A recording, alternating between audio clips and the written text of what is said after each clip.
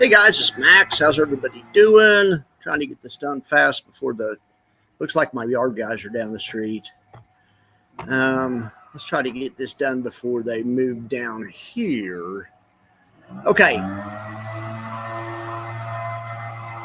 Let's finish out the day and see how YieldMax finished out. All right, here's the YieldMax buffer report.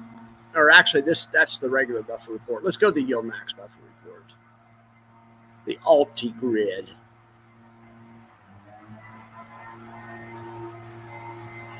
There she is. Okay. Not super pretty.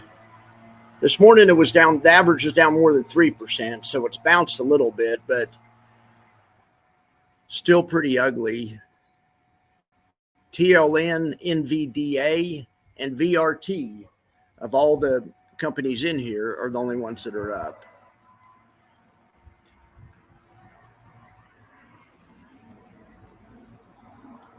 Check out the index buffer report. All right, in SPY-land, we had WDTE and T-SPY underperform on the downside. SPY-T, or I guess outperform, but on the downside. So it's underperform, but you know what I'm saying. All right. Feet and 5E also down big. Look at that. Look at that fire fund. Do you guys like the fire fund a little better now? I kind of do. I need to take another look at that. Okay, JEPI down.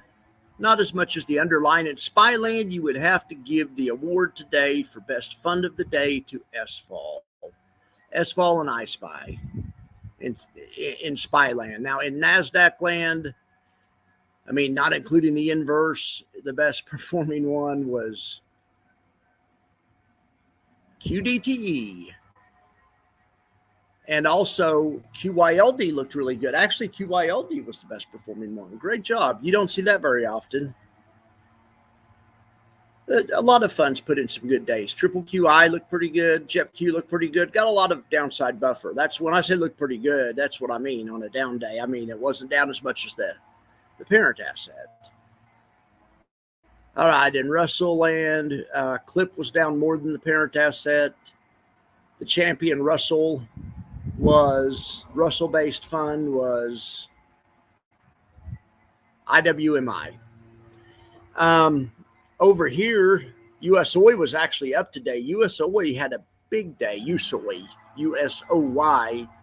had a big day. It's based on oil. Obviously, oil was up today as well as bonds. TLTW is based on bonds. All right, single stock buffer report. You can see it's ugly outside. I mean, it's ugly. NVDY and NVDA are the only good news on the board. I guess you have to say NYBIT. NVDA and YBIT is the only good news we have out there. Let's look at the market.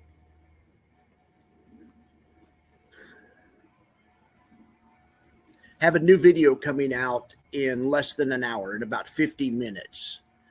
Okay, well, anyway, let's look at the market. I want you guys to watch that, though. It's a world premiere at 4, and I'll be sticking around and answering questions during and after the video if you guys want to shoot the breeze. All right, we opened with the big gap down, rallied up, closed the gap, which just means the price went high enough where it could touch yesterday's close. It actually didn't quite close.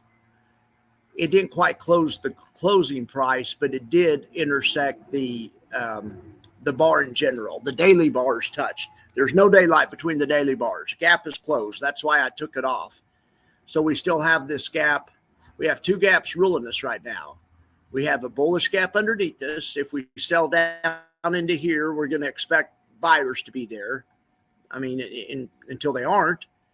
But if we rally up here, we have a bearish gap hanging out here above us that is unfilled after a couple of days.